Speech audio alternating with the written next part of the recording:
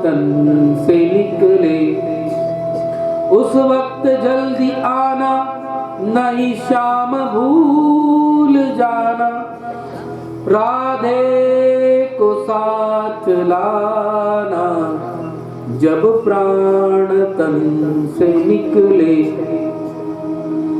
इस प्रकार भीष्म पितामह ने अपने शरीर को त्यागा। भगवान ने पांडवों को सांत्वना प्रदान करी। उसके पश्चात भगवान द्वारिका पधारे।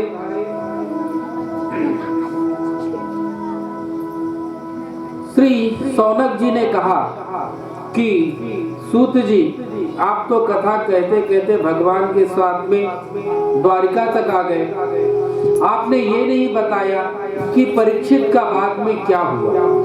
तब श्री सूत जी पुनः परीक्षित जी की कथा बताते हैं कि समय आने पर परीक्षित जी का जन्म हुआ, जात कर्म संस्कार हुए, परीक्षित जी के जन्म पत्री बनी। ब्राह्मणों ने जन्म पत्री का फलादेश बताया कि यह बालक राजा रंतिदेव के समान उदार होगा, इक्ष्वाकु के समान प्रजापालक होगा, भगवान राम के समान सत्य प्रतिज्ञ होगा, शिवी के समान दाता तथा शरणागत वत्सल होगा और अर्जुन के समान ये धनुर्धर होगा। पर इसकी जन्म पत्री में एक समस्या है कि अंत काल में एक तक्षक नाग के काटने से इसकी मृत्यु होगी। पर घबराने की बात नहीं है, एक परमहंस की इन पर कृपा होगी तो इनकी मृत्यु भी महामहोत्सव बन जाएगी। इस प्रकार ब्राह्मणों ने उस बालक के जन्म पत्री का फलादेश एवं आशीर्वाद प्रदान कर अपने आश्रम पधारे। यहाँ पर बालक का नामकरण संस्कार हो रहा था, तब भगवान भी उस नामकरण संस्कार में आए। वह बालक सबको टुकुर टुकुर देख रहा है। बालक मन में सोच रहा है कि जिसको मैंने गर्भ में देखा था वो दिखाई नहीं पड़ रहे हैं, इसलिए सबके मुंह को बड़े ध्यान पूर्वक देख रहा था कि अचानक भगवान दिख पड़े। जैसे ही भगवान दिख पड़े वह बालक खिलखिलाकर हंस पड़ा। बालक मन ही मन बोला, ओह, इनका ही तो मैंने दर्शन किया था। भगवान ने उस बालक को गोदी में लिया और बालक का नामकरण किया परीक्षित। परीक्षित शब्द का अर्थ है परित इच्छति, जो सबको ध्यान पूर्वक देखे, जो परीक्षा करे। अब नामकरण संस्कार के पश्चात भगवान द्वारिका पधारे। साथ में अर्जुन जी भी भगवान के साथ द्वारिका गए। यहाँ महाभारत का युद्ध प्रारंभ होने वाला था। विदुर जी तीर्थ यात्रा करने के लिए तीर्थ यात्रा करने चले गए। अब बहुत तीर्थ यात्रा करने के पश्चात हस्तिनापुर पधारे हैं।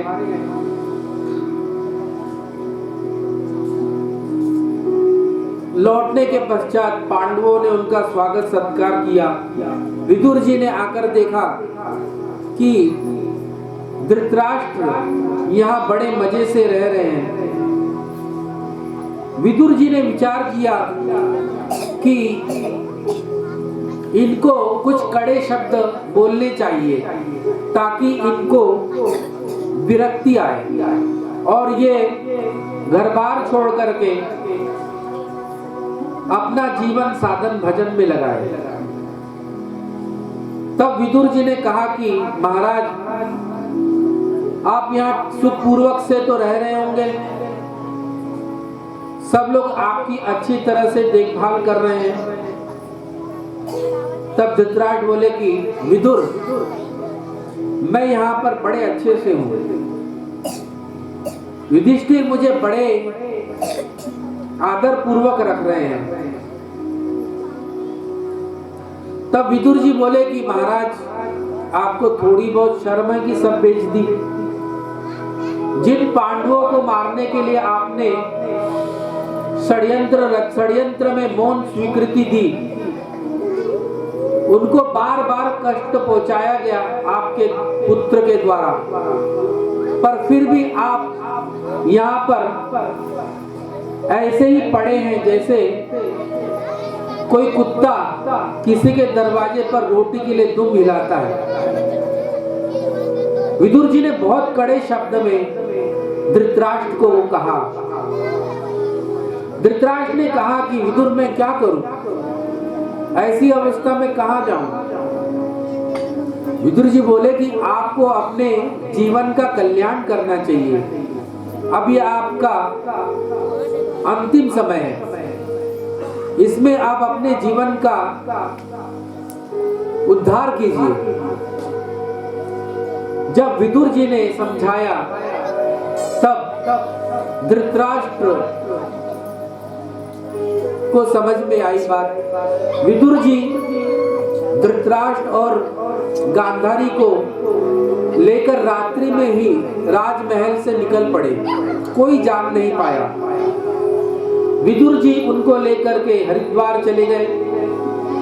प्रातः काल हुआ, युधिष्ठिर जी आशीर्वाद लेने के लिए जब धृतराष्ट्र के यहाँ पर आए तो देखा कि वहां पर धृतराष्ट्र नहीं है।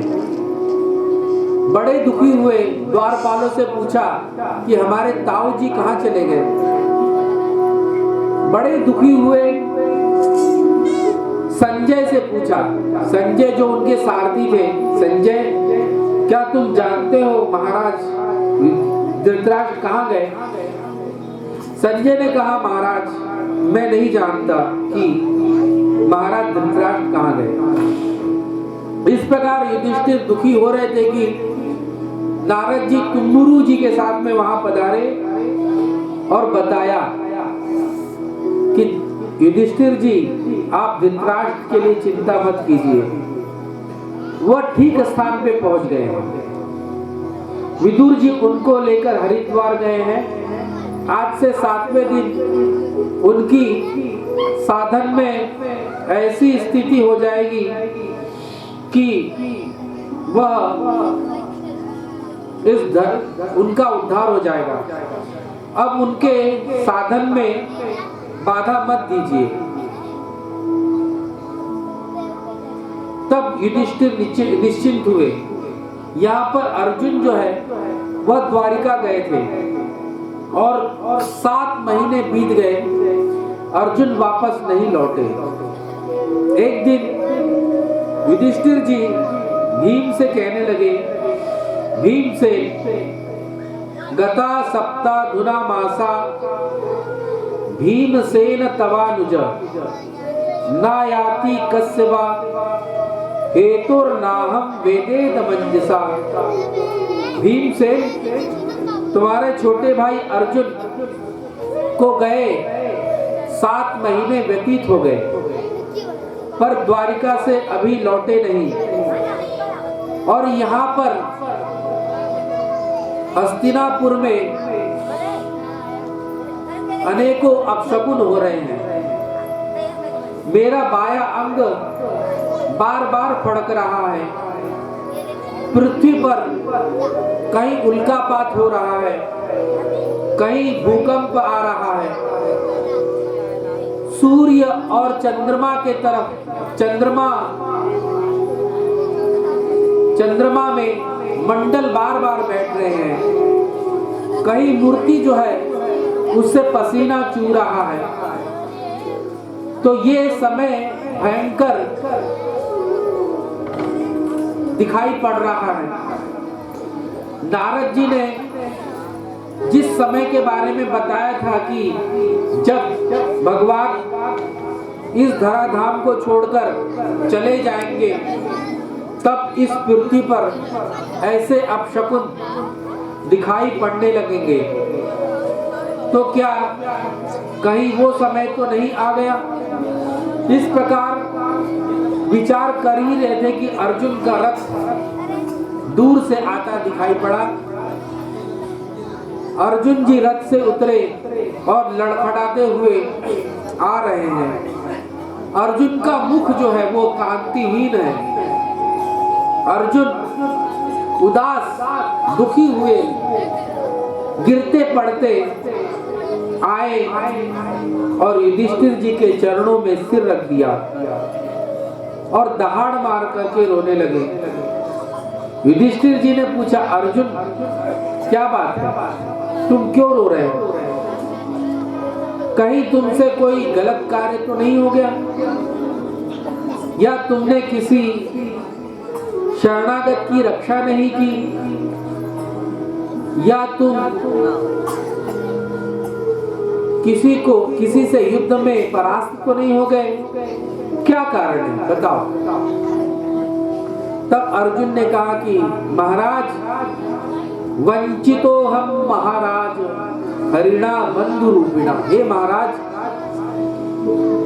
भगवान हम सबको छोड़ करके अपने धाम चले गए, जिनके बल से मैंने मत्स्य वेद करके द्रौपदी को प्राप्त किया था, जिनके बल के सहायता से इंद्र के बराबर स्वर्ग में बराबर बैठने का, सिंहासन पर बैठने का अधिकार प्राप्त किया था, अग्नि को तृप्त किया था, वही आज मैं एक साधारण भीलों से परास्त हो गया।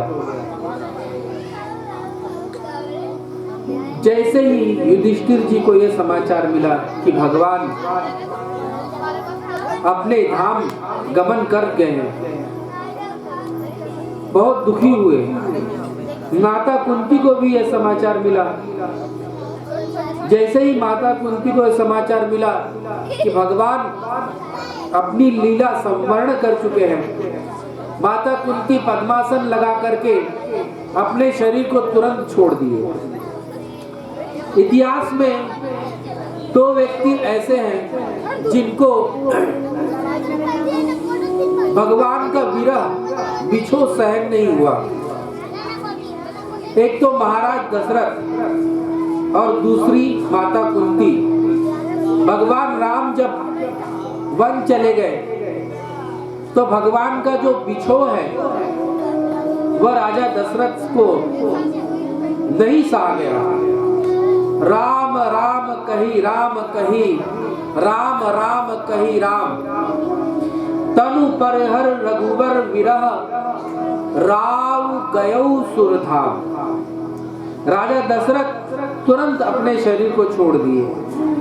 यहाँ पर माता कुंती ने भी अपने शरीर को छोड़ दिया। भगवान के स्वधाम गमन के पश्चात इस पृथ्वी पर कलयुग, भगवान के स्वधाम गमन के पश्चात पांचों पांडवों ने भी राजपाट परीक्षित को सौंपा और हिमालय के लिए प्रस्थान किए। जिस दिन से भगवान अपने धाम पधारे उस दिन से इस पृथ्वी पर कलयुग का प्रवेश हो गया था। परीक्षित राज सिंहासन पर बैठे एक दिन अपने राज्य का निरीक्षण करने के लिए परीक्षित रथ पर चढ़कर घूम रहे थे कि एक जगह बड़ा अटपटा दृश्य दिखाई पड़ा।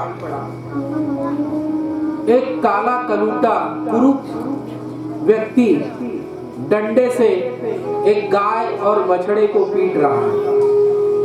जैसे ही परीक्षित जी ने यह दृश्य देखा, रथ से कूद पड़े, म्यान से तलवार निकाल ली।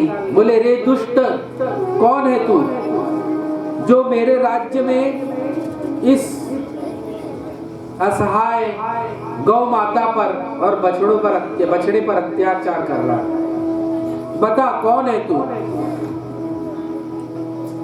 उन्होंने गौ माता से पूछा, हे गौ माता, आपको क्या कष्ट है? हे धेनुपुत्र, आपको कौन दुख दे रहा है, आप बताइए। तब उस बछड़े ने कहा कि महाराज, मैं अपने दुख का कारण किसे बताऊं? मेरे कर्म दुख के कारण है, या मेरा प्रारब्ध दुख का कारण है, या मेरा स्वभाव ही मेरे दुख का कारण है? परीक्षित जी बोले कि मैं समझ गया कि आप कौन हैं। हे गौ माता, आप तो साक्षात पृथ्वी हैं, और हे धेनुपुत्र, आप साक्षात धर्म हो, क्योंकि आपने अपने दुख देने वाले का नाम नहीं बताया। क्योंकि यद धर्मकृत स्थानम सूचकस्यापि तद भवेत्। पाप करने वाले को जिस फल की प्राप्ति होती है, उस पाप की चुगली करने वाले को भी उसी फल की प्राप्ति होती है। इसलिए आपने ये कलयुग के कृत्य को नहीं बताया। परीक्षित ने कहा कि आप पृथ्वी, ये धर्म, अरे दुष्ट, तू बता तू कौन है? तब उसने हाथ जोड़ते हुए कहा, महाराज मैं कलियुग हूं। परीक्षित जी ने कहा कि मेरे राज्य में तेरे आने का साहस कैसे हुआ? तुम अभी मेरे राज्य से निकलो। तब हाथ जोड़ते हुए कलयुग ने कहा, महाराज मैं कहाँ जाऊं? मैं आपकी शरण में हूं। मेरे राज्य में, आपके राज्य में मुझे रहने के लिए स्थान दीजिए। जब कलयुग शरणागत हुआ, तब परीक्षित जी ने 4 जगह कली को रहने के लिए स्थान प्रदान किया। द्यूतम, पानम, स्त्रियम, सूना। जहां पर मदिरा पान होता है, वहां पर कलयुग का वास है। दूध, जहां पर जुआ खेला जाता है, वहां पर कलयुग का वास है। पानम, जहां पर मदिरा पान किया जाता है, वहां पर कलयुग का वास है। जहां पर वैश्यावृत्ति होती है, वहां पर कलयुग का वास है। और जहां पर हिंसा होती है, किसी निरपराध प्राणियों को मारा जाता है, वहां पर कलयुग का वास है। कलयुग हाथ जोड़ते हुए बोला, महाराज ये चारों कार्य आपके राज्य में नहीं होते। दया करके मेरे गुण पर दृष्टि डालिए और मुझे एक स्थान और प्रदान कीजिए। तब परीक्षित जी ने कहा कि तुम में क्या गुण है? तब कलयुग ने बताया, यत् फलम नास्ति तपसा न योगेन समाधिना तत्फलम लभते सम्यक कलौ केशव कीर्तनात्। कलयुग ने कहा कि जिस फल की प्राप्ति समाधि लगाने से नहीं होती, न योग के करने से जिस फल की प्राप्ति नहीं होती, उस फल की प्राप्ति इस कलयुग में केवल भगवान नाम के कीर्तन से हो जाती है। कलयुग कर एक पुनीत प्रताप, मानस पुण्य होय नहीं पापा। कलयुग जुग सम आन जुग नहीं, जो नर कर विश्वास। गाय गाय राम गुण गण विमल, भवतर बिनहि प्रयास। ये कलयुग की विशेषता है कि इसमें भगवान के नाम का आश्रय लेकर के इस संसार से सहज में ही पार हुआ जा सकता है। परीक्षित जी को कलयुग का ये गुण अत्यंत भाया और उसे एक स्थान और रहने के लिए दिया। जात रूपम अदात प्रभु, स्वर्ण में रहने के लिए स्थान दिया। एक दिन परीक्षित जी अपने राज सिंहासन में, राजकोष में गए और एक मुकुट धारण किया। वह मुकुट जरासंध का मुकुट था।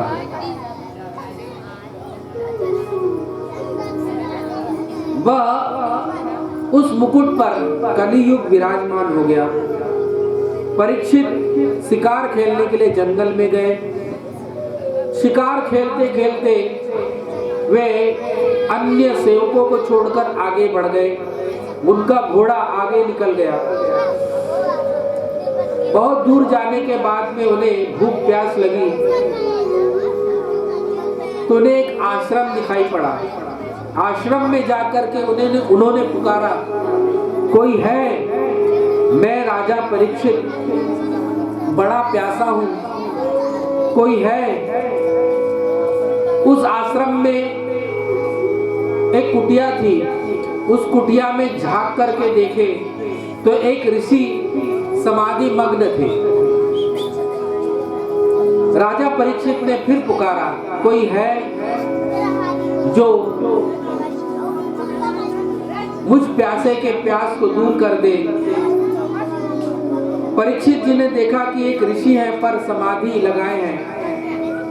परीक्षित जी ने सोचा कि ये ऋषि ने जानबूझ करके समाधि लगाने का बहाना किया है ताकि उठना नहीं पड़े, जल देना नहीं पड़े कि ये राजा लोगों से हमारा क्या काम। कलयुग के मस्तक पर बैठ जाने के कारण परीक्षित जी की बुद्धि विकृत हो गई थी। तो समाधि की परीक्षा करने के लिए बगल में ही एक मरा सर्प पड़ा था। परीक्षित जी ने बाण के नोक से उस मरे सर्प को उठा करके उन ऋषि के गले में डाल दिया। यह दृश्य एक ऋषि कुमार ने देखा। वह दौड़ करके गया और समीक ऋषि के पुत्र जो श्रृंगी ऋषि थे उनको जाकर के सारी घटना विस्तार पूर्वक बताई। उस ऋषि कुमार ने जैसे ही सुना कि राजा ने मेरे पिता के गले में मरा सर्प डाला है, उसे बड़ा क्रोध हुआ। तुरंत कौशिकी नदी में उतर करके अंजुलि में जल ले लिया और मंत्र पढ़ करके श्राप दे दिया। इति लंघित मर्यादम तक्षक सप्तमे अहनि दंक्षति स्म कुलांगारम प्रेरितो में ततद्रुहम। आज से 7वें दिन तक्षक नाग के काटने से राजा परीक्षित की मृत्यु हो जाएगी। ये कह करके उस ऋषि कुमार ने वाक वज्र चला दिया। देखिए, ब्राह्मणों की शक्ति बाणों में नहीं, वाणी में होती है। एक ब्राह्मण अश्वत्थामा था, उसने बाण चलाया था। परीक्षित जी जब गर्भ में थे तब परीक्षित जी को मारने के लिए अश्वत्थामा ने बाण चलाया था, पर उस बाण से भगवान ने परीक्षित की रक्षा कर दी। पर अभी ब्राह्मण बालक ने वाणी रूपी वज्र चलाया, पर भगवान उनकी रक्षा नहीं कर सके। उस बालक ने श्राप दिया और वह बालक आश्रम आया। अपने पिता के गले में मरा सर्प देख करके बड़े जोर से रोने लगा। उसे रोते सुन करके समीक ऋषि की समाधि खुली और रोने का कारण पूछा। समीक ऋषि को सारी घटना मालूम पड़ी। तब समीक ऋषि बोले कि तुमने बहुत ही बुरा किया बेटे। राजा ईश्वर का अंश होता है, हमें राजा का सम्मान करना चाहिए था। फिर परीक्षित जैसा राजा मिलना मुश्किल है। तुमने बहुत ही गलत कार्य किया, बड़ा भारी अनर्थ किया परीक्षित को श्राप देकर के। समीक ऋषि ने अपने शिष्य को बुलाया और कहा कि जाकर राजा परीक्षित को यह सूचना दे दो कि मेरे बेटे ने तुम्हें श्राप दिया है। आज से 7वें दिन तक्षक नाग के काटने से उनकी मृत्यु हो जाएगी। जब परीक्षित जी को यह बात मालूम पड़ी कि उन्हें शाप लगा है, तो वह मन ही मन सोचने लगे कि उस ब्राह्मण बालक ने शाप देकर के अच्छा ही किया, मुझ जैसे राजा को ऐसे ही सजा मिलनी चाहिए थी। परीक्षित अपने पुत्र जन्मेजय को राज सिंहासन पर आसीन कराया और स्वयं आमरण अनशन का व्रत लेकर सुखताल पधारे। जैसे ही ऋषि मुनि उनको समाचार मिला कि परीक्षित को शाप लगा है, एक एक करके सभी परीक्षित जी के पास में आने लगे। अत्रि आए, वशिष्ठ आए, परशुराम आए, भृगु, अंगीरा, विश्वामित्र, भरद्वाज, गौतम आदि ऋषि पधारे। ये ऋषि इतने में सभी विचार कर रहे थे कि परीक्षित जी का कल्याण कैसे होगा। विचार ही कर रहे थे कि इतने में ही श्री सुखदेव जी वहां पर टहलते टहलते आ गए। तत्रा भवत भगवान व्यासपुत्रो यदृच्छया गामटमानो अनपेक्ष। तत्र अभवत भगवान व्यासपुत्रो। वहां पर इस श्लोक में कहते हैं कि भगवान व्यासपुत्र, और कोई नहीं, भगवान ही सुखदेव जी के रूप में वहां पर पधारे। परीक्षित जी को वाणी का वाक वज्र लगा है। पहले बाण लगा था, तब भगवान गर्भ में प्रवेश करके उस ब्रह्मास्त्र को शांत किया। अब परीक्षित जी को वाणी रूपी बाण लगा है, तो उस वाणी रूपी बाण से रक्षा करने के लिए भगवान सुखदेव जी के रूप में वाणी का कवच पहनाने के लिए यहाँ पर प्रकट हो गए। जैसे ही सुखदेव जी वहां पर पधारे, उस सभा में जितने भी ऋषि गण थे सब उठकर खड़े हो गए। और जबकि उस सभागण में उनके दादा पर दादा विराजमान हैं, फिर भी वे सुखदेव जी के सम्मान के लिए खड़े हो गए। श्री सुखदेव जी को राजा परीक्षित जी ने एक ऊंचे सिंहासन पर विराजमान कराया और उनके चरणों में सिर रखकर प्रणाम किया। परीक्षित ने कहा कि जिनके दर्शन करने से सारे पापों का नाश हो जाता है, जब उनका दर्शन हो जाए, उनका स्पर्श मिल जाए और उनके चरण प्रक्षालन का सुयोग मिल जाए, तो कहना ही क्या। इस प्रकार परीक्षित जब उनकी स्तुति कर रहे थे कि एक ऋषि खड़े हुए और आकर बोले कि ज्यादा इनकी स्तुति मत करो।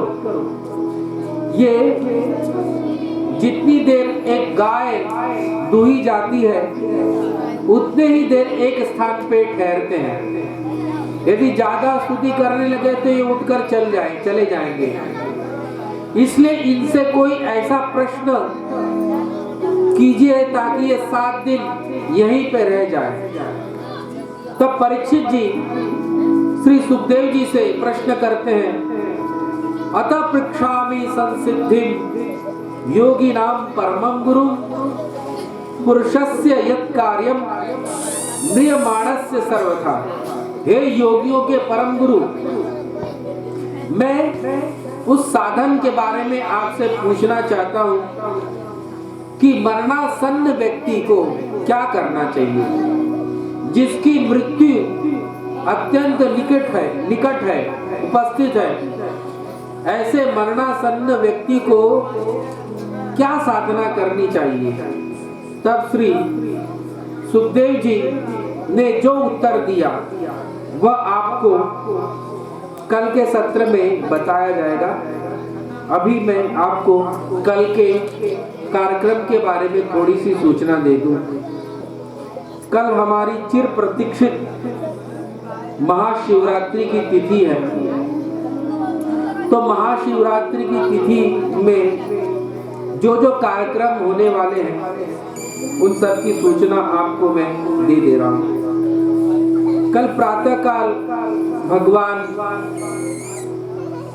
नर्मदेश्वर महादेव की शोभा यात्रा यहाँ से प्रारंभ होगी। प्रातःकाल 9 बजे शोभा यात्रा प्रारंभ होगी। जितनी देर लगेगी शोभा यात्रा में, उसके पश्चात शाम को 5 बजे भगवान का महाअभिषेक होगा और उसके पश्चात समय से कथा होगी। कथा के पश्चात रात्रि को 4 प्रहर की पूजा होगी, जागरण होगा और उस जागरण में कलाकार कुछ आएंगे जो अपना संगीत प्रस्तुत करेंगे। इस प्रकार ये कल के कार्यक्रम की रूपरेखा है। आइए आरती करते हैं। गोविंद बोलो, हरि गोपाल बोलो, गोविंद बोलो, हरि गोपाल बोलो, राधारमण हरि गोविंद, गोविंद बोलो, हरि गोपाल बोलो, गोविंद बोलो, हरि गोपाल बोलो, राधारमण हरि गोविंद बोलो, गोविंद बोलो, हरि गोपाल बोलो, राधारमण हरि गोविंद बोलो।